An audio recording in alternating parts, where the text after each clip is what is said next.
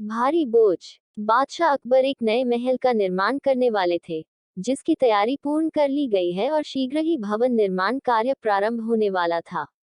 लेकिन जिस जमीन पर नया महल निर्मित होने वाला था, वह एक विधवा स्त्री की थी।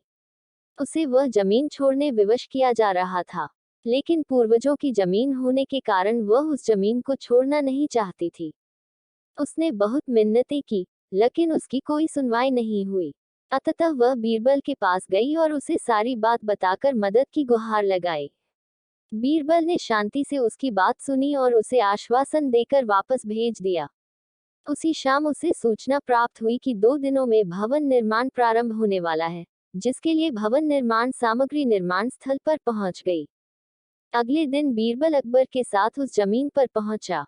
वहां मिट्टी के ढेर के पास कई बोर पड़े हुए थे। बीरबल ने एक बोरा उठाया और उसमें मिट्टी भरने लगा। यह देख अकबर ने बीरबल से पूछा, बीरबल, तुम ये क्यों कर रहे हो? बीरबल ने उत्तर दिया, मैं अगले जन्म के लिए कुछ पुण्य कमाना चाहता हूँ, इसलिए ये कर रहा हूँ। बीरबल की बात अकबर को समझ नहीं आई, लेकिन उन्होंने उस पर अधिक ध्यान नहीं दिया। वे वहां खड़े देखते रहे और बीरबल बोरे में मिट्टी भरता रहा। बोरे में पूरी मिट्टी भर जाने के बाद वह अकबर से बोला, हुजूर, मिट्टी से भरे उस बोरे को उठाकर मेरी पीठ पर रखने में क्या आप सहायता करेंगे? अकबर तैयार हो गए और झुककर बोरा उठाने लगे।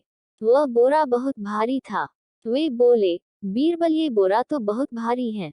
तब बीरबल ने कहा, हुजूर सोचिए, यदि एक बोरे में भरी मिट्टी का भार इतना अधिक है, तो इस पूरी जमीन की मिट्टी का भार कितना होगा? आपको ये नहीं लगता कि इसका आपके जमीर पर जो बोझ आएगा, वो बहुत अधिक होगा? ऐसे में जमीर पर इतना भारी बोझ लेकर क्या आप सुकून से जी पाएंगे? बीरबल की इस बात ने अकबर की आंखें खोल दी। उन्हें अपनी गलती का एहसास हो गया। उन्होंने उसी समय निर्णय लिया कि वे उस जमीन पर नए महल का निर्माण नहीं करेंगे। इस तरह बीरबल अपनी सूझबूझ से बादशाह अकबर को मना पाता है। अगर यह कहानी आपको पसंद आई हो तो प्लीज़ मेरे चैनल को लाइक, सब्सक्राइब और शेयर करें। धन्यवाद।